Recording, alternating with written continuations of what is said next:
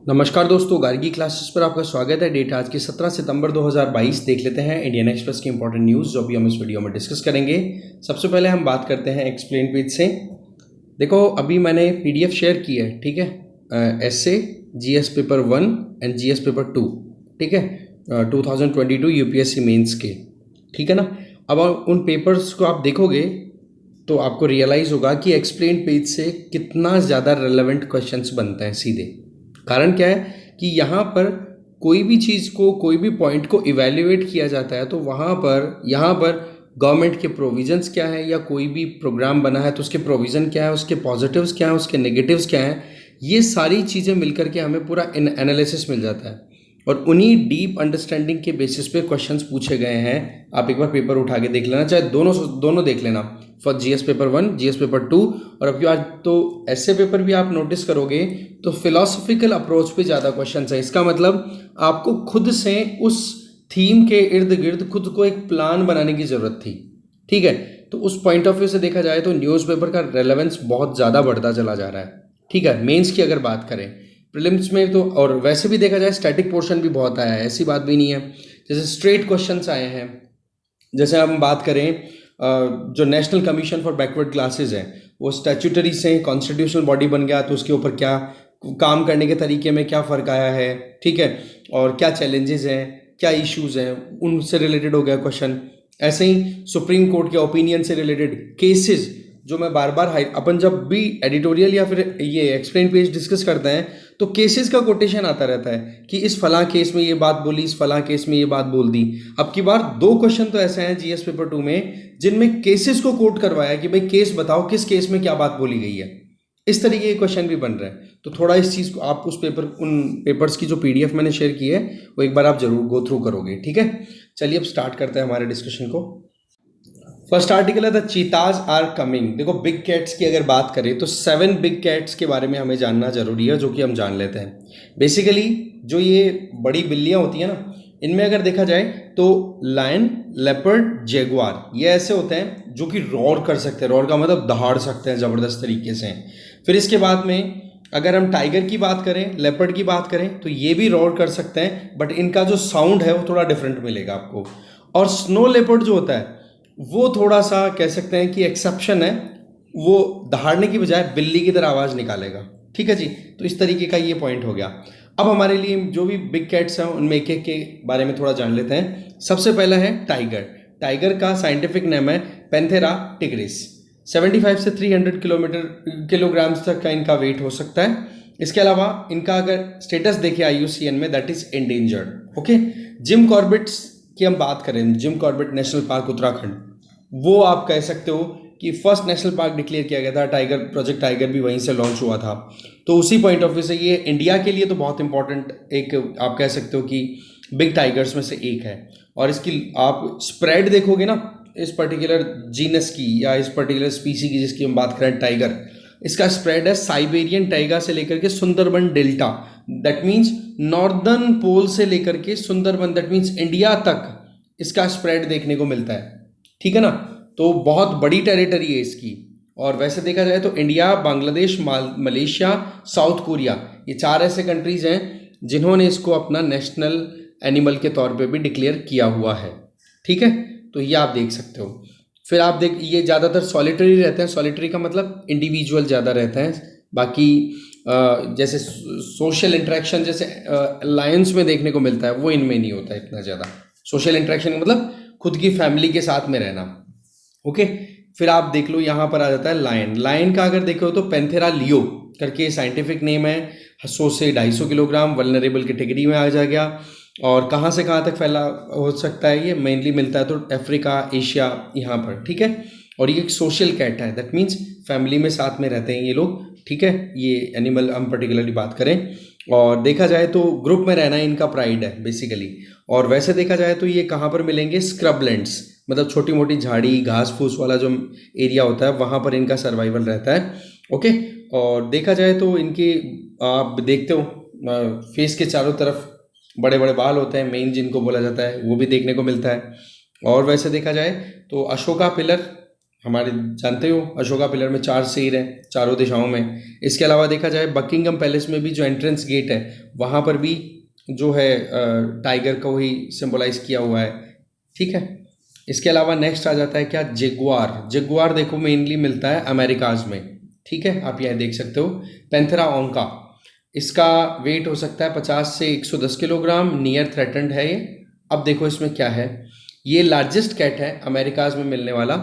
ठीक है, और इसका बाइट जो होता है ना, जबड़े का जो एक पकड़ होती है वो सबसे ज़बरदस्त है जितनी भी हम कैट फैमिली में देख रहे हैं। मतलब किसी को भी पकड़ लेना तो उसका स्कल, खोपड़ी में से भी आर पार इसके दांत निकल सकते हैं, इतना स्ट्रॉन्ग इसका जबड़ा होता है। ठीक है, इसके अलावा देखा जाए तो मेलेनिस्टिक होते हैं ना कोई भी जैगुआर, देखो आपको यहाँ पर नोटिस करोगे तो इनकी बॉडी पे ब्लैक स्पॉट्स दिख रहे हैं। ठीक है, ये थोड़े से बड़े भी हैं और छोटे भी हैं, दोनों तरीके के होते हैं।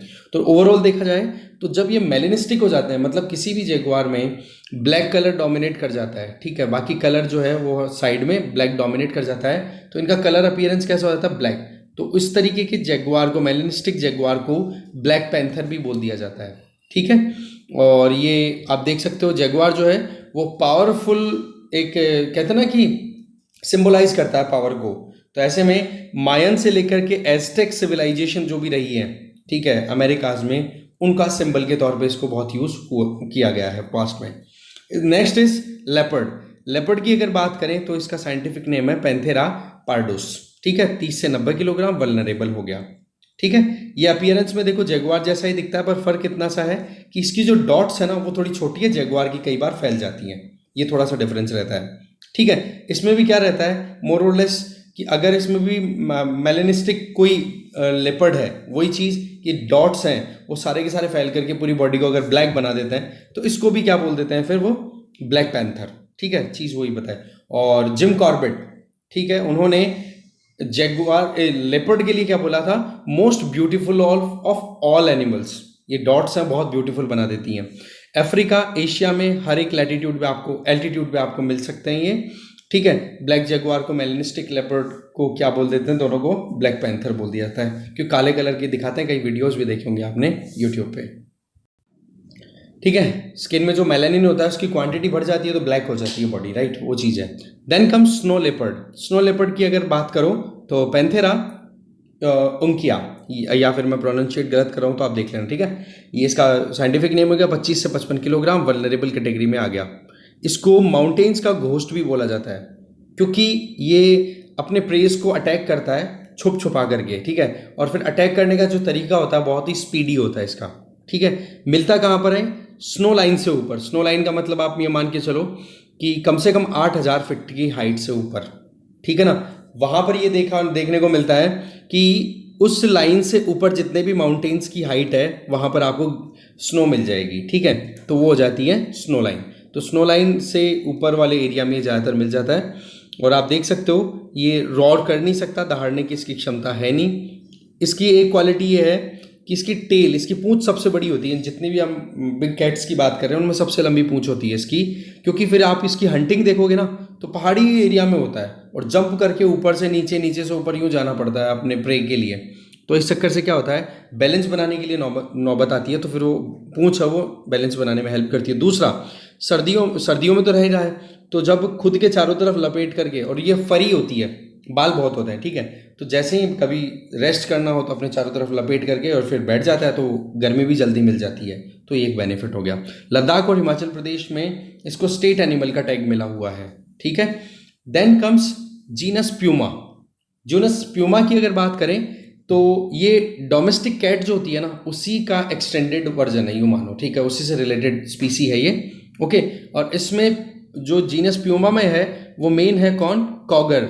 कॉगर को क्या बोलते हैं, प्यूमा कॉन्कलर। ठीक है, प्यूमा कॉन्कलर भी बोलते हैं इसको। 40 to 100 किलोग्राम इसका वेट हो गया, लीस्ट कंसर्न की कैटेगरी में आ गया है। मिलता कहाँ पर ये, जैगुआर के बाद में सेकंड लार्जेस्ट कैट है ये अमेरिकाज की अगर हम बात करें। ठीक है, और ये भी माउंटेनस लाइन भी बोले जाते हैं इनको, और पैंथर भी बोल दिया जाता है। और देखा जाए तो कॉन्कलर का मतलब होता है, ये लैटिन वर्ड है, इसका मतलब होता है ऑफ यूनिफॉर्म कलर। इसका देख लो आप, यूनिफॉर्म कलर में आपको दिखाई देता है, ये नाम हो गया। देन कम्स जीनस एक्िनॉक्सी, एक्िनोनिक्स। ठीक है, ये आ गया आपका चीता, जिसके बारे में हमें देखना था। ठीक है, ये इस फैमिली का इकलौता मेंबर है। कौन? चीता। फैमिली का नाम क्या है? जीनस एक्विनोनिक्स। अब चीता के बारे में देखें तो एक्विनोनिक्स जुबाटोस, ये इसका साइंटिफिक नेम हो गया। 20 से 70 किलोग्राम वजन हो गया। वल्नरेबल कैटेगरी में ये है। फास्टेस्ट लैंड मैमल है, बहुत जल्दी स्पीड पकड़ता है। आप स्पोर्ट्स कार ले लो और चीता ले लो, स्पोर्ट्स कार से भी तेज स्पीड पकड़ लेगा। 3 सेकंड में 100 से मतलब 0 से 100 किलोमीटर पर आवर की स्पीड तक पहुंच जाता है। इतना स्पीड यहाँ पे बताई जा रही है। ठीक है, और देखा जाए तो ह्यूमंस के लिए इतना एग्रेसिव नहीं होता है ये। और देखा जाए तो इसका जो कहते हैं ना कि कैप्टिव ब्रीडिंग इसकी पॉसिबल नहीं है, क्योंकि चीता एकदम वैसे फास्टेस्ट मूविंग एनिमल तो हो ही गए, तो ऐसे में फिर ये एकदम फ्री ओपन स्पेस चाहिए होता है इनको। ठीक है, तो बेसिकली लायंस एंड चीता, इनके लिए जो हैबिटेट होता है ना वो मोर और लेस सेम ही होता है। इनको भी स्क्रबी और ग्रासी लैंड एरियाज ही पसंद आते हैं, क्योंकि स्पीड पकड़ने के लिए, दौड़ने के लिए खाली जगह चाहिए। अब एकदम डेंस फॉरेस्ट में इनको ले जाकर के सेटल कर दो, ये सर्वाइव ही नहीं कर सकते वहां पे। डेंस फॉरेस्ट में सर्वाइव कौन करता है? टाइगर्स। ठीक है, दूसरी तरफ अगर आप देख सकते हो चीता है वो ओपन फॉरेस्ट एरिया जहां पर घास फूस उगी हुई हो और छोटी मोटी झाड़ियां और स्क्रब्स हो, वहां पे सर्वाइवल इनका अच्छा रहता है। तो उसी पॉइंट ऑफ व्यू से अभी मध्य प्रदेश के आप देखोगे कुनो नेशनल पार्क में इनको लाया जा रहा है नामीबिया से। अब समझते हैं पूरा कॉन्टेक्स्ट। ये तो हो गई जितनी भी बड़ी बिल्लियां थी उनके बारे में डिटेल। अब देखो नामीबिया से कल फ्राइडे था, ठीक है, B747 करके जो प्लेन है वो नामीबिया से 8 चीतास को लेकर के इंडिया में लैंड हो चुका है सुबह। ठीक है, 5 फीमेल हैं, 3 मेल्स हैं। ओके, और इनको इंट्रोड्यूस कहाँ किया जाएगा? कूनो नेशनल पार्क, जो कि मध्य प्रदेश में लोकेटेड है। ओके, ये जो आइडिया है ना चीतास को रीइंट्रोड्यूस करने का, ये 2009 से चल रहा है इंडिया में, पर 2013 में अगर देखें तो सुप्रीम कोर्ट ऑफ इंडिया ने इस आइडिया को स्ट्रक डाउन कर दिया, बोला ऐसा नहीं होगा। फिर इस आइडिया को 2017 में रिवाइवल मिलता है और सुप्रीम कोर्ट ने अप्रूवल दे दिया कि चलो ठीक है आप इस प्रोजेक्ट पे काम करो, और इसी को फिर बाद में देखा जाए तो फिर एक्सपेरिमेंटल बेसिस पे अप्रूवल मिल गया, और ये जो नामीबिया से लाए गए हैं 8 चीता वो इंट्रोड्यूस हो जाएंगे जंगल में। अभी तो क्या कैप्टिविटी में रखना पड़ेगा इनको शुरुआत में। ये जो आइडिया है ना कि एनिमल स्पीसीज को प्रोटेक्ट करने के लिए, कंजर्व करने के लिए उनका रीलोकेट करना, एक जगह से ले जाकर के दूसरी जगह लोकेट कर देना, जिससे कि यहाँ पर भी जो पहली उसकी नेटिव प्लेस है वहाँ पर भी जो रह रहे हैं एडल्ट्स वो भी अपनी पॉपुलेशन को बढ़ा करके एक्सपेंड कर सकते हैं, सर्वाइवल पॉसिबल हो गया, और नई जगह पर भी उनका इंट्रोडक्शन हो गया तो वहाँ पर भी नई पॉपुलेशन स्टार्ट हो जाएगी। तो ये जो काम है ना ये 1960 से स्टार्ट हो गया था, जिसमें आप देखो नेदरलैंड, जर्मनी, यहाँ पर बहुत सारे एनिमल्स को ले जाया गया था। ठीक है, तो ये थोड़ा आप ध्यान रख लोगे। शुरुआत हुई थी 1960 से, ओके, इंडिया में। और इसके अलावा देखा जाए फेलियर और सक्सेस की बात करें तो 1960 के दशक की बात है, जब साउथ अफ्रीका की बात अगर करें तो साउथ अफ्रीका में लास्ट वाइट राइनो जो सर्वाइवल कर रहा था, मतलब जी रहा था, वाइट राइनो, सफ़ेद गैंडा, ठीक है, उसको ट्रांसपोर्ट किया गया था। ठीक है, वहीं पे south Africa, with in south Africa, KwaZulu से नेटल, कहाँ पे है? साउथ अफ्रीका में लोकेटेड है। फिर आप देखो इसके अलावा और भी मतलब इस तरीके से एनिमल्स का रिलोकेशन किया गया। इंडिया की अगर बात करें तो इंडिया में भी ऐसा किया जा चुका है, जैसे कि असम के पोबितोरा से दुधवा जो कि यूपी में लोकेटेड है, वहाँ पर राइनोस को रिलोकेट किया गया था। इसके अलावा रिसेंटली 2011, अभी रिसेंट ही अगर बात करें तो काजीरंगा से भी राइनोस को निकाल करके, और मनस अगेन वही असम में लोकेटेड है, वहाँ पर नई पॉपुलेशन बनाने के लिए रिलोकेशन किया गया था। काजीरंगा भी असम में लोकेटेड है। इसके अलावा कुछ बाइसन्स को 2011 की बात है जब कान्हा से ट्रांसलोकेट करके बांधवगढ़ नेशनल पार्क की तरफ मूव किया गया था। ठीक है, क्योंकि बांधवगढ़ में ये जो बाइसन्स थे वो एक्सटिंक्ट हो गए थे, तो कान्हा से निकाल करके और कहाँ लेके गए? बांधवगढ़ में। ये जो कान्हा और बांधवगढ़ है ये दोनों मध्य प्रदेश में लोकेटेड है। ठीक है, इसके अलावा देख सकते हो सरिस्का जो कि राजस्थान में लोकेटेड है, पन्ना जो कि मध्य प्रदेश में लोकेटेड है। इनके बीच में बिग कैट्स का आना जाना, ट्रांसलोकेशन होता रहता है। प्रॉब्लम क्या है, पॉइंट क्या है? इनकी पॉपुलेशन को कैसे भी करके प्रोटेक्शन देनी है। ठीक है, येलोस्टोन नेशनल पार्क कहाँ पर है? ये आपको मिलेगा येलोस्टोन नेशनल पार्क यूएसए में। ठीक है, इसके अलावा देख सकते हो मोन्टाना, ये कहाँ पर लोकेटेड है? वन सेकेंड, ये भी यूएसए में लोकेटेड है, राइट। अब फिर बात आती है क्या कंसर्न्स है, क्या हमें क्वेश्चंस मतलब रखने की ज़रूरत है। देखो कंजर्वेशन की बात आती है, उसमें ट्रांसलोकेशन का ऑप्शन जो एक्सप्लोर किया जाता है, तो उसमें एक तो ये बात आती है कि आप देखो कि जेनेटिक डाइवर्सिटी पर ध्यान देना बहुत ज़्यादा ज़रूरी होता है। देखो, एक ही एनिमल की अगर हम बात करें तो उनमें जीन्स का वेरिएशन तो होता ही है। जीन के वेरिएशन की वजह से ही जो ट्रेट है वो चेंज होता है। हाँ भाई, अपीयरेंस क्या है, साइज क्या है, ठीक है, कलर क्या है, ठीक है, लेंथ कितनी है, वेट कितना गेन हो रहा है मैक्सिमम उस पर्टिकुलर स्पीसी का। तो वो जो चीज़ें हैं वो जेनेटिक डाइवर्सिटी पे डिपेंड करती है। बायोडाइवर्सिटी में जेनेटिक डाइवर्सिटी एक क्लासिफिकेशन आता है, राइट। इसमें पॉइंट ये आता है कि अगर आप एक ही तरीके की पॉपुलेशन पे लगातार फोकस करोगे, ठीक है, एक ही तरीके की जेनेटिक डाइवर्सिटी मिनिमम है, यूं मानो ज़्यादा डाइवर्सिटी नहीं है, मतलब जीन्स में ज़्यादा वेरिएशन नहीं है, तो उस केस में इनब्रीडिंग डिप्रेशन का चांस बन जाता है। इनब्रीडिंग डिप्रेशन का मतलब ये हो गया कि एक तरीके की इनफर्टिलिटी का सिचुएशन बन जाता है, एक तरीके की सिमिलर क्लाइमेट में रहने की आदत पड़ गई और कल को ना अगर क्लाइमेट में थोड़ा बहुत भी वेरिएशन आ गया तो वो फिर सर्वाइवल उनका पॉसिबल नहीं होगा, ठीक है। जैसे अगर मोटी मोटी हम बात करें तो टाइगर्स हैं, तो टाइगर तो इंडिया में भी मिल जाएंगे आपको, और टाइगर तो रशिया में भी मिल जाएंगे। टाइगर तो आप देख सकते हो ये बीच बीच में साउथ कोरिया और ये बीच बीच के जो कंट्रीज है बांग्लादेश और यहाँ पर भी मिल जाएंगे। पॉइंट क्या है कि इनमें जो जेनेटिक डाइवर्सिटी है वही सर्वाइवल इनका इंश्योर करती है लॉन्ग टर्म में।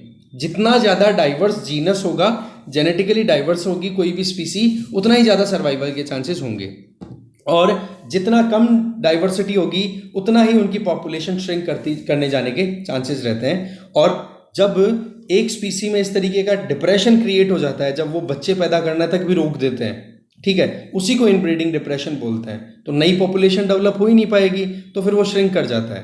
तो कुल मिलाकर के अगर देखा जाए ना, तो नई पॉपुलेशन बनाने के लिए जेनेटिक डाइवर्सिटी मेंटेन करना जरूरी होता है। एक तो ये कंसर्न अपने आप में इंपॉर्टेंट हो जाता है। दूसरी चीज होती है हैबिटेट एंड प्रे बेस। भाई सीधी सी बात है, आप एनिमल्स को ला करके कहीं पे ट्रांसलोकेट कर रहे हो तो उनके लिए रहने की जगह भी तो उनके हिसाब से होनी चाहिए ना। जैसे हम चीता की बात कर रहे हैं तो फ्रेगमेंट्स नहीं होना चाहिए वहां पर। कितना एरिया आपने डिटेल दे रखी है, जैसे 8 की आप बात कर रहे हो, अभी 8 तो नामीबिया से आ गए, 12 आप साउथ अफ्रीका से ओढ़ लेकर के आओगे, ठीक है ना। तो कुल मिलाकर के 20 चीताज उनको आप इंट्रोड्यूस कर रहे हो, तो क्या इनके रहने की पूरी व्यवस्था है? व्यवस्था का मतलब क्या इनके लिए जो इकोसिस्टम रिक्वायर्ड है वो प्रॉपर्ली मेंटेन हो पाएगा? दूसरा, उस एरिया में क्या प्रे बेस है इनके लिए, मतलब इनको शिकार करने के लिए भी तो कुछ खाने के लिए भी तो चाहिए, वो भी मिलना चाहिए। तो कुल मिलाकर के हैबिटाट और प्रे बेस भी प्रॉपर मेंटेन होना चाहिए। लैंडस्केप वायबिलिटी में इन्हीं चीजों को एक्सटेंड करते हुए बताया हुआ है क्या कि हैबिटाट जो है वो फ्रेगमेंट नहीं होना चाहिए, कंटिन्यूअस होना चाहिए, जिससे कि कोई भी वाइल्ड लाइफ अगर रोम करे तो उनको सोचना ना पड़े या प्रॉब्लम ना आए जहां पर मैन एनिमल कॉन्फ्लिक्ट हो, ठीक है, और इजीली उनका एक तरीके से माइग्रेशन पॉसिबल हो सके। और जितना इजी माइग्रेशन पॉसिबल होगा उतना ही इजी उनका सर्वाइवल पॉसिबल होगा। तो वो वाली चीज आ जाती है। फिर बात आती है कि एक होमी इंस्टिंक्ट भी होता है। जैसे आप अफ्रीका से अभी एनिमल्स को लेकर के आओगे और रिलोकेट कर रहे हो, ट्रांसलोकेट कर रहे हो कहाँ पे? इंडिया में। अब सवाल ये है कि नामीबिया में जो लोकेशन है अर्थ में latitudinal extent point of view से देखें तो सदर्न हेमिस्फीयर में आ गया। दूसरी, वहां पर कैसा सिनेरियो क्रिएट हो रहा है, वो चीजें क्या इंडिया में ला करके एडजस्ट कर पाएंगे? तो ऐसी परिस्थितियों में जो मेच्योर एडल्ट्स होते हैं ना, उनको लाना थोड़ा सा खतरे वाली चीज होती है। क्यों? क्योंकि उनकी टेंडेंसी वही होती है। मान लो कि जिस एरिया में नामीबिया में रहते थे ये एनिमल्स, उनकी लोकेशन उस एरिया का अगर बाउंड्री इस तरीके की हो, मान लो एक स्क्वायर शेप में, और जिस एडल्ट को ला करके आप ट्रांसलोकेट कर रहे हो वो इस तरीके से मूव करता है, इसका टेरिटरी इतना है, ठीक है, वो आसानी से मूव कर पाए। अब मूवमेंट का जो एरिया है वो थोड़ा सा मान लो पैरेलल है इस तरीके से। अब ऐसा ही अगर आपने ला करके और इंडिया में जहां पर ट्रांसलोकेट किया है तो वहां पर पता पड़ा कि इधर से इधर इतना ज्यादा मूवमेंट के लिए स्पेस नहीं है, इतने में पता पड़ा कि उनके लिए स्पेस आगे खत्म हो गया, कोई ह्यूमन हैबिटेट में एंटर हो गए वो, तो वो रिस्की हो जाता है फिर। दूसरा क्या चीज होती है कि घर का जो आइडिया है वो एडल्ट्स को ज्यादा रहता है, और जो छोटे बच्चे जो अभी अपनी अपनी टेरिटरी बनाने की कोशिश करते हैं उनको थोड़ा सा ये रहता है कि मेरा एरिया डिसाइड हो, मेरा एरिया डिसाइड हो। तो जो कहते हैं ना कि छोटे जो बच्चे हैं उनको ला करके सेटल करने में ज्यादा जोर नहीं आता है, ठीक है। इसका मतलब छोटे का मतलब बिल्कुल छोटे भी नहीं, सब एडल्ट्स। इसका मतलब मेच्योर एडल्ट्स की बजाय किनको लाने की जरूरत होती है? सब एडल्ट्स को। क्यों? क्योंकि वो अभी नए नए दुनिया में अभी पैर रखा ही है, अपना एरिया डिसाइड करने में वो कॉन्फ्लिक्ट्स में फंसे हुए ही हैं, तो उनको चाहिए अपने लिए जगह। अब ऐसे में इन सब एडल्ट्स को ला करके आप अफ्रीका से इंडिया में सेटल कर दोगे तो ये फिर यहाँ पर सर्वाइव करें ये चांसेस थोड़े ज़्यादा हो जाते हैं। क्यों? क्योंकि इनको टेरिटरी तो चाहिए थी, टेरिटरी बनी बनाई इनको मिल जाएगी तो इनका सेटलमेंट थोड़ा ईजी गोइंग रहता है। पर वही चीज़ है कि ये कोई ज़रूरी नहीं है कि जी ये एक्सेप्ट करे ही, पर चांसेस जो हैं वो एडल्ट के कंपैरिजन में सब एडल्ट का एडजस्ट करने का थोड़ा ज़्यादा रहता है। तो उस पॉइंट ऑफ व्यू से ये पॉइंट यहाँ पे बताया जा रहा है, क्योंकि यहाँ पे बताया जा रहा है कि एक टाइगर को जो है वो रिलोकेट किया गया था। ठीक है, इंडिया का ही एग्जाम्पल है, पन्ना से पेंच टाइगर रिजर्व से ले जाकर के पन्ना में रिलोकेट किया गया था एक यंगर टाइगर को। पता पड़ा कि वो उसको जैसे ही फ्री किया गया ना तो वो टाइगर 11 दिन तक, मतलब 11वें दिन तो साउथ डायरेक्शन में अपने आप ही मूव करने लग गया था। मतलब पन्ना से पेंच की तरफ जाने की पूरी कोशिश कर ली थी उसने। ठीक है, 30 दिन में 440 किलोमीटर की अपनी यात्रा उस टाइगर ने कंप्लीट कर ली थी। तब तक वो कहाँ तक पहुंच गया था? छतरपुर, सागर, दामू, मतलब मध्य प्रदेश के सदर्न रीजन में पहुंच गया था। फिर वहां से पकड़ करके दोबारा से पन्ना में इंट्रोड्यूस किया। तो ये जो टेंडेंसी है ना वो एनिमल्स में रहती है, तो वो चीज़ भी कहीं ना कहीं एक रिस्क का पॉइंट रहता है। फिर इसका सोल्यूशन ये रहता है कि हाँ जी गले में उनके रेडियो कॉलर्स डाल दो जिनसे कि उनको ट्रैक किया जा सके। वो ऑप्शन सारे हैं। अब देखने वाली बात यह है कि ट्रांस कॉन्टिनेंटल मिशन है ये, आपने अफ्रीका से ला करके एशिया में, इंडिया में आपने इंट्रोड्यूस किया है। अब वो कितना क्या सक्सेसफुल होता है, इसीलिए फिंगर्स आर क्रॉस्ड। अब क्रॉस फिंगर से देखते हैं क्या होता है आगे। फिर अब देखो चीताज का एक्सटेंशन अगर देखें तो अभी हम 20 चीता लाने की बात कर रहे हैं, तो 8 तो आ गए, 12 और आने हैं। तो कहाँ से लाए जा रहे हैं? नामीबिया और साउथ अफ्रीका से। मैंने बता दिया, मैप और दिखा दूंगा मैं भी आपको। तो नामीबिया से 8 लाए जा चुके हैं, इंट्रोड्यूस हो जाएंगे आने वाले कुछ हफ्तों में। ठीक है, अब देखो एक्सटिंक्शन क्यों हुआ चीता में। देखो सबसे पहली चीज़ तो चीता जो वर्ड है उसका ओरिजिन संस्कृत से कंसिडर किया जाता है चित्रक, क्योंकि डॉट्स होते हैं चीता की बॉडी पे भी। ठीक है, और इसलिए ठीक है, और स्पॉटेड वन के लिए चित्रक बोल दिया और उसी के हिसाब से चीता वर्ड आ गया। फिर अगर देखा जाए चीता जो है वो डिसअपियर हुआ इंडिया से 1947 में, जब महाराजा रामानुज प्रताप सिंह देव, जो कि कोरिया प्रिंसली स्टेट, जो कि आज के टाइम पे छत्तीसगढ़ में है, उनके द्वारा एशियाटिक चीता जो लास्ट में था, लास्ट में 3 चीता बचे हुए थे, उनको भी उन्होंने हिट मतलब मार दिया था। ठीक है, फिर ऑफिशियल इंडियन गवर्नमेंट ने बोल दिया कि भाई जो इंडिया में जो एशियाटिक चीता है वो एक्सटिंक्ट हो गए हैं। ठीक है, अब बात आती है कि इसके कई कारण और भी है। जैसे एक तो हंटिंग तो है, एक आपको पता है कि प्रे बेस भी डाउन हो जाता है, जब शिकार कम मिलता है ना तो उसकी वजह से भी स्ट्रेस में आ जाते हैं ये जो बिग कैट्स हैं। इसके अलावा देखा जाए हैबिटाट लॉस एक बहुत बड़ा, एक पोचिंग, इलीगल हंटिंग जो होती है वो आज के टाइम की अगर बात करें ना, आई मीन 1940s के टाइम पे, तो सबसे पहले तो हमने देख लिया इंडिया ने तो एक्सटिंक्ट डिक्लेयर कर ही दिया था। फिर उसके अलावा एशियाटिक चीतास को एक्सटिंक्ट डिक्लेयर करने वाली जो कंट्रीज है वो 14 और कंट्रीज है, जैसे Jordan, Iraq, Israel, Morocco, Syria, Oman, Tunisia, Saudi Arab, Djibouti, Ghana, Nigeria, Kazakhstan, Pakistan, Afghanistan. ये और कंट्रीज हैं जहां पर और ज़्यादा कमी आ गई थी, एक्सटिंक्ट डिक्लेयर कर दिया था चीतास को, जिनमें से कुछ ये नीचे वाले तो जिबूती आ गया और ये मेन आ गया, नाइजीरिया आ गया, ट्यूनीशिया आ गया, ये कंट्रीज हैं अफ्रीकन। ठीक है, अब बात करते हैं चीता को वापस लाने की बात। भाई सीधी सी बात है, अब ला करके सेटल तो करना है ही। ठीक है, एनिमल के सर्वाइवल के लिए भी पॉसिबिलिटी है, और चीता क्या एक तरीके की फ्लैगशिप स्कीम है। आई मीन फ्लैगशिप स्कीम क्यों बोला, फ्लैगशिप स्पीसी है। कैसे? देखो आपको नॉर्मली ये पता होना चाहिए कि जब किसी भी टॉप लेवल के कार्निवोरस को प्रोटेक्शन दी जाती है, इसका मतलब क्या हो गया, उसका जो नीचे का पूरा जो फूड चेन सिस्टम है, फूड वेब है, उसका प्रोटेक्शन होना जरूरी है, तब जाकर के उस टॉप कार्निवोरस का सर्वाइवल पॉसिबल हो पाएगा। तो जब आपने टॉप की जो फ्लैगशिप स्पीसी को सर्वाइवल के लिए प्रोटेक्ट कर दिया, कंजर्व कर लिया चीता को, इसका मतलब जहां पर भी चीताज होंगे वहां पर उस एरिया को भी प्रोटेक्शन मिलेगी। एग्जैक्टली वैसे ही जब से प्रोजेक्ट टाइगर लॉन्च किया है तो फॉरेस्ट एरिया जितना सर्वाइवल पे आ पाया है उतना ही ज़्यादा बढ़िया रहेगा कि चीताज को प्रोटेक्शन जो दिया जाएगा उसके बेसिस पे जो ग्रास लैंड इकोसिस्टम है वो प्रोटेक्ट हो पाएगा। ठीक है, और दूसरी तरफ चीताज की जो पॉपुलेशन है लगातार डिक्लाइन कर रही है पिछले 2 दशकों में। साउथ अफ्रीका में सबसे ज़्यादा चीताज है, अगर वर्ल्ड में हम देखें ना तो 7,000 चीताज हैं, उनमें से 4500 तो केवल साउथ अफ्रीका में है, तो वहां पर से भी रिलोकेट करने की ज़रूरत है। अच्छा, ये चीज़ हमने प्रीवियस वीडियोस में भी डिस्कस की थी कि साउथ अफ्रीका में जो जीनस है, जो जेनेटिक जो स्पीसी है पर्टिकुलर हम बात करें चीता की, उसी के वेरिएंट अलग अलग आपको दिखेंगे अफ्रीका में भी, तो ओरिजिन साउथ अफ्रीका से कंसिडर किया जाता है।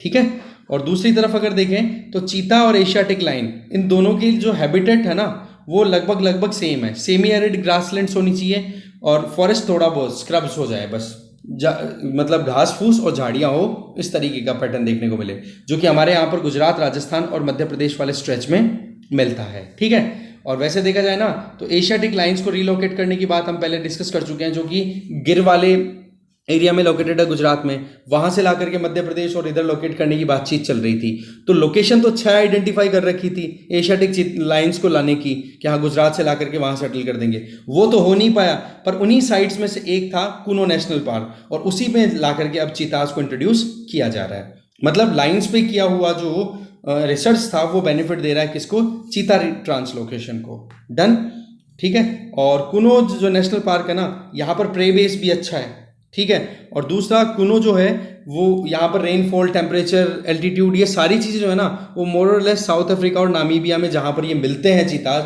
उसके सिमिलर है, तो सर्वाइवल के चांसेस भी ज़्यादा है। बाकी तो देखो टाइम बताएगा क्या होता है क्या नहीं।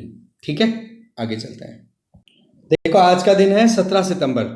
तो 17 सितंबर 1947 को आप देखोगे कि हैदराबाद को इंटीग्रेट कर लिया गया था इंडिया के साथ में। ठीक है, तो ऐसे में दो जगह पे सेरेमनीज ऑर्गेनाइज की जा रही है। एक तो सिकंदराबाद में जहाँ पर यूनियन होम मिनिस्टर सेलिब्रेशन को स्टार्ट करने वाले हैं, और एक जगह, दूसरी जगह अगर देखें तो तेलंगाना के चीफ मिनिस्टर वो हैदराबाद में करेंगे। अब पॉइंट क्या है, हिस्ट्री क्या है, वो थोड़ा हम समझते हैं। देखो जब हम इंडिपेंडेंट हुए 550 के लगभग प्रिंसली स्टेट्स ऐसे थे जो उनके सामने ऑप्शन था, इधर इंडिया और पाकिस्तान और स्टे इंडिपेंडेंट, इस तरीके के 3 ऑप्शन थे उनके पास में। तो उनमें से हैदराबाद ऐसा था जो चाह रहा था कि भाई हमें तो फ्रीडम या इंडिपेंडेंट रहना है। पर उस टाइम के हमारे जो होम मिनिस्टर थे, iron man of India Sardar Vallabh भाई पटेल जी, उन्होंने क्या कहा कि अगर हैदराबाद इंडिपेंडेंट रहेगा तो ये मानो कि इंडिया की बैली में कैंसर हो जाएगा, मतलब कमर के आसपास में कैंसर डेवलप हो जाएगा, मतलब आने वाले टाइम पे बहुत बड़ा प्रॉब्लम क्रिएट कर देगा।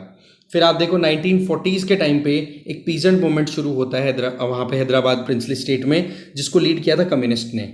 टारगेट ये था कि निज़ाम की जो गवर्नमेंट है उसको ख़त्म करके और फिर बाद में इंडिया के साथ इंटीग्रेट हो जाए। पर आपको पता होगा कि निज़ाम ने अपनी पैरामिलिट्री फोर्सेस यूज़ की जिनका नाम था रजाकार्स। ठीक है, और उन रजाकार्स ने पीजेंट्स के ऊपर अटैक किया, उनको डराया, धमकाया, मारा। ठीक है, बहुत सारे लोगों की डेथ भी हुई थी। यहाँ पर फिगर दिया हुआ है कि 27 अगस्त 1948 तक आप देखो लगभग 96 विलेजर्स की डेथ हो गई। ठीक है, मैंने 1947 बोल दिया था उस टाइम, करेक्ट कर लेना 1948। ओके, तो सितंबर 17, 1948 को फिर इंडियन आर्मी ने जब ये क्लियर हो गया कि रजाकार्स जो हैं वो लगातार एट्रोसिटीज़ कर रहे हैं वहाँ के लोगों पे, तो फिर इंडियन आर्मी को वहाँ पर भेज दिया जाता है। ठीक है, आज के टाइम पे अगर देखें तो उस टाइम का जो हैदराबाद प्रिंसली स्टेट है ना वो तेलंगाना, महाराष्ट्र और कर्नाटका के एरियाज़ को मिला करके बनता था। तो फिर ऑपरेशन पोलो जो है वो लॉन्च किया जाता है, जिसमें इंडियन आर्मी जाती है वहाँ पे और उसके बेसिस पे फिर बाद में एक्शन लिया जाता है। ठीक है, निज़ाम और रजाकार्स ने सरेंडर कर दिया। अब देखो ये आता है, एक तो पॉलिटिकल कॉन्टेक्स्ट देखो, चुनावी तो ये रैलियाँ चलती रहती हैं। अब पॉइंट ये आ रहा है कि रजाकार्स कौन थे। तो रजाकार्स जो थे वो पैरामिलिट्री फोर्सेस तो थी, ठीक है, निज़ाम की। अब लिंक ये निकला है कि एक आउटफिट हुआ करता था उस टाइम पे जिसका नाम है मजलिस ए इत्तेहाद उल मुसलमीन, या MIM बोल दो। MIM के साथ में रजाकार्स का लिंक हुआ करता था, ये एक आउटफिट चलता था। और आज आप देख लो जो असदुद्दीन ओवैसी की पॉलिटिकल पार्टी है ना वो इसी नाम को ड्रॉ कर रही है। वैसे अलग अलग लोग, अलग अलग एक्सपर्ट्स का ये मानना है कि ये जो उस टाइम पर रजाकार्स को सपोर्ट करने वाला जो MIM था ना वो तो बोला खत्म हो गया था। ओके, अभी जो चल रहा है वो तो कोई दूसरी पार्टी स्टार्ट हुई है, दूसरा ही सिस्टम स्टार्ट हुआ है। बट कुछ एक्सपर्ट्स का ये भी कहना है कि जो MIM जिसने रजाकार्स को सपोर्ट किया था, बोला उसी का लिंक कहीं ना कहीं AIMIM जो असदुद्दीन ओवैसी की जो पार्टी है उससे लिंक है। ये एक कयास भी निकल रहा है, तो थोड़ा हमें इसके बारे में पता होना चाहिए जो हमने देख लिया। तो स्टेट रीऑर्गेनाइजेशन के बारे में थोड़ा ढंग से पढ़ लेना भाई आप। ठीक है, लक्ष्मीकांत से आगे चलते हैं। फिर और तो कोई इतनी इंपॉर्टेंट न्यूज़ नहीं है, बस बातें ही हो रही हैं। बातों में क्या क्या हुआ है वो बता देता हूँ मैं आपको। पहली चीज़ तो शंघाई कॉर्पोरेशन ऑर्गेनाइजेशन की जो समिट हुई उसके साइडलाइन में रशियन प्रेसिडेंट के साथ में हमारे प्राइम मिनिस्टर नरेंद्र मोदी जी की भी मीटिंग हुई, तो नरेंद्र मोदी जी ने अपनी तरफ से स्टेटमेंट दे दिया, बोला आज का युग युद्ध का युग नहीं है। और इस चीज़ को एक्नॉलेज करते हुए प्रेसिडेंट व्लादिमीर पुतिन ने भी क्या कहा मोदी जी से कि जी हम आपके कंसर्न्स को समझते हैं, जितना जल्दी हो सकेगा उतना हम यूक्रेन वॉर को ख़त्म कर देंगे। इसके अलावा प्राइम मिनिस्टर नरेंद्र मोदी जी ने ये कहा, डेमोक्रेसी, डिप्लोमेसी और डायलॉग ये 3 ऐसे इंस्ट्रूमेंट्स हैं जिनकी बेसिस पे पूरी दुनिया एक साथ बैठ सकती है, नहीं तो प्रॉब्लम्स खत्म कभी होंगी ही नहीं। ये हो गया। आ जाइए नेक्स्ट। देखो पेंडेमिक के बाद में आप देखो जो ये माइक्रोचिप्स बनती है ना, उनके प्रोडक्शन में एक टिल्ट देखने को मिल रहा है। किस तरफ? फोन्स में और लैपटॉप की प्रोडक्शन तो ज़्यादा हो रही है, जबकि ऑटोमोबाइल और बैंकों के लिए जो रिक्वायरमेंट होती है चिप्स की, उसकी प्रोडक्शन हो रही है कम। इसके पीछे कारण क्या बताया जा रहा है कि पेंडेमिक के बाद में जितना कुछ मोबाइल फ़ोन और लैपटॉप से होने लग गया ना, इस वजह से ज़्यादातर जो मैन्युफैक्चरिंग हो रही है चिप्स की वो मोबाइल फ़ोन और लैपटॉप रिक्वायरमेंट को फुलफिल करने के लिए हो रही है, जबकि ऑटोमोबाइल और बैंकिंग सेक्टर जो है वो कहीं ना कहीं चिप्स की शॉर्टेज का सामना कर रहा है। पर वो बात ठीक है कि अभी से मैन्युफैक्चरिंग पॉइंट ऑफ व्यू से हम देखें तो इंडिया खुद एक मैन्युफैक्चरिंग हब बनना चाहता है। कल परसों हमने न्यूज़ भी देखी अच्छे से कि वेदांता एंड जो वो कंपनी है, क्या नाम है इसका, ताइवान की कंपनी फॉक्सकॉन, ठीक है, वेदांता फॉक्सकॉन जो मिलकर के फिर बाद में कंपनी लॉन्च कर रही है मैन्युफैक्चरिंग के लिए आईसी इंटीग्रेटेड सर्किट्स, या फिर कह दो कि ये जो माइक्रोचिप्स हैं इनके प्रोडक्शन के लिए गुजरात में, तो उससे वो रिवाइवल मिल जाएगा। ये बातचीत हो रही है यहाँ पे। फिर शंघाई कॉरपोरेशन ऑर्गेनाइजेशन की साइड लाइन में ही प्राइम मिनिस्टर नरेंद्र मोदी जी ने टर्की के जो प्रेसिडेंट है रेशप तैयप अर्दोगन, उनके साथ में मीटिंग की। तो उनके साथ में मीटिंग की अपने आप में बहुत इंपॉर्टेंट है। कारण क्या है, जब से हमने आर्टिकल 370 का अब्रोगेट किया है तब से बहुत ज़्यादा वोकल हो रहा है पाकिस्तान के कहे में आकर या पाकिस्तान के फेवर को लेकर के टर्की। दूसरा, फरवरी 2020 में जब जो एंटी CAA जो राइट्स हुए थे नॉर्थ ईस्ट दिल्ली में, ठीक है, सिटीजनशिप अमेंडमेंट एक्ट के खिलाफ में शाहीन बाग वाला जो मुद्दा था वो, उसको लेकर के भी बहुत ज़्यादा ऊपर चढ़ के बातें कही थी। तो इस चक्कर में क्या है, रिलेशनशिप बहुत ही ठंडे बस्ते में जा चुकी थी टर्की और इंडिया की, पर अभी बातचीत हुई है। इसके अलावा हमारे प्राइम मिनिस्टर नरेंद्र मोदी जी ने अपने स्पीच में क्या कहा कि भाई शंघाई कॉरपोरेशन ऑर्गेनाइजेशन के जो मेंबर्स हैं उनके द्वारा अगर देखें तो वर्ल्ड की टोटल GDP है उसका 30% ऑक्यूपाई किया जाता है, टोटल पॉपुलेशन का 40% पॉपुलेशन कहाँ रहती है, SCO कंट्रीज में। तो SCO के बारे में एक बार रिवाइज कर लेना, आपको मिला के बात ही है। इसके अलावा ईरान ने नॉर्थ साउथ कॉरिडोर के रिवाइवल की बात की, बोले इसको जल्दी से जल्दी कंप्लीट करना चाहिए, तो नॉर्थ साउथ कॉरिडोर को भी एक बार रिवाइज कर लेना। इसके अलावा देखा जाए तो इंडिया ने अपनी तरफ से कहा कि राइट टू ट्रांजिट जो है वो इंश्योर होना चाहिए। मतलब ये कि भाई बात ऐसी है, जब हम ये सारे के सारे कंट्रीज एक दूसरे के दोस्त हैं या फिर साथ में बैठते हैं एक ग्रुप में, तो भाई सीधी सी बात है, ट्रेड को राइज करने के लिए एक दूसरे के थ्रू अगर ट्रेड पाथ अवेलेबल करा दे तो कितना अच्छा हो। पर पाकिस्तान हमें अवेलेबल नहीं कराता है, तो उस चीज़ को लेकर के ये पॉइंट था, ठीक है, कि राइट टू ट्रांजिट इंश्योर होना चाहिए। और इसी चीज़ को इंश्योर करते हुए जो ईरान के प्रेसिडेंट हैं इब्राहिम रईसी, उन्होंने क्या बोला कि नॉर्थ साउथ कॉरिडोर को हम जल्दी कंप्लीट करेंगे, जिसमें चाबार पोर्ट का भी इंपॉर्टेंट रोल होने वाला है। इसके अलावा SCO में चाइना की तरफ से क्या स्टेटमेंट आए हैं कि बोले यहां पर कलर्ड रेवोल्यूशन करवाने की कोशिश की जा रही है। कलर रेवोल्यूशन के अंदर मेन टारगेट किसको किया गया है, USA को। बोले इंडो पैसिफिक रीजन में इंस्टेबिलिटी लाने की पूरी कोशिश की जा रही है USA के द्वारा, और उसको हमें समझना होगा, साथ में आना होगा, ये बात बोल दी, ठीक है। इसके अलावा अगर देखा जाए तो श्रीलंका के एक्स प्रेसिडेंट, ठीक है, मैथ्रीपाला श्रीसेना, उनके ऊपर एलिगेशंस लग रहे हैं कि भाई 2019 में जो ईस्टर बॉम्बर अटैक हुए थे ना, उनमें इनका हाथ था, जिसमें 270 लोगों की लगभग डेथ हुई थी। चलिए देखते हैं, टाइम बताएगा। इसके अलावा क्वीन एलिजाबेथ का जो फाइनल सेरेमनी जो उनको कहते हैं ना कि फाइनल जो उनका मतलब जो होने वाला है, फ्यूनरल बोल दो पॉइंट ऑफ व्यू से अगर हम समझे तो उसमें चाइनीज इंडिविजुअल्स को आने से मना कर दिया गया है। क्यों मना किया गया है? बोले एक तो आप अपने यहाँ पर वीगर मुस्लिम्स के साथ में बहुत ज़्यादा एट्रोसिटीज़ करते हो, ये कह के मना कर दिया, ठीक है। और दूसरा, 5 ब्रिटिश पार्लियामेंट के मेंबर्स हैं, वो चाइना के विजिट पे आना चाह रहे थे, तो उनको चाइना ने मना कर दिया था। तो बोला आप इस तरीके से करते हो तो हम क्यों अलाउ करें आपके लोगों को। तो ये अपने आप में UK चाइना रिलेशन में एक और ट्विस्ट है, बहुत ज़्यादा कमी, वीकनेस आ जाएगी दोनों के रिलेशनशिप में। और वैसे तो आपको पता है UK और USA ये तो गजब के भाई भाई हैं, ठीक है। USA ने जो बोल दिया वो UK करेगा, UK ने बोल दिया वो USA करने के लिए रेडी है, इस तरीके का। और NATO के मेंबर्स हैं ये, तो उस पॉइंट ऑफ व्यू से चाइना के साथ में जो रिलेशनशिप बिगड़े हुए वो चल ही रहे हैं। यूएसए के, यूके ने भी इस चीज़ को कंटिन्यू कर दिया। ठीक है, इसके अलावा अगर हम इकोनॉमी पेज पे देखें तो डिमांड थोड़ी बढ़ने की चांसेस हैं। फेस्टिव सीजन आने वाला, आपको पता है अभी लगभग 7-8 दिन के बाद में फेस्टिव सीजन स्टार्ट हो जाएगा। इन्फ्लेशन थोड़ी कंट्रोल में आने की बात की जा रही है। इसके अलावा जो डोमेस्टिक क्रूड ऑयल पे, या जो हमने विंडफॉल टैक्स की बात की थी ना, विंडफॉल टैक्स जो है वो गवर्नमेंट ऑफ इंडिया के द्वारा कट कर दिया गया है, रिड्यूस कर दिया गया। विंडफॉल टैक्स क्या होता है? जब कभी भी कोई भी चीज़ को आप देखो कि एक्सपोर्ट करके पैसा ज़्यादा कमाने की कोशिशें की जाती है, जबकि उसी चीज़ की डोमेस्टिकली शॉर्टेज आ रही है।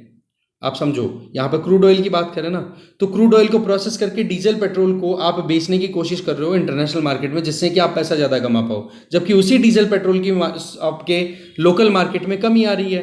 तो ऐसे में गवर्नमेंट क्या करेगी? इस एक्सपोर्ट को रोकने के लिए टैक्स इंपोज कर देगी कि भाई एक्सपोर्ट पे हम टैक्स लगा रहे हैं।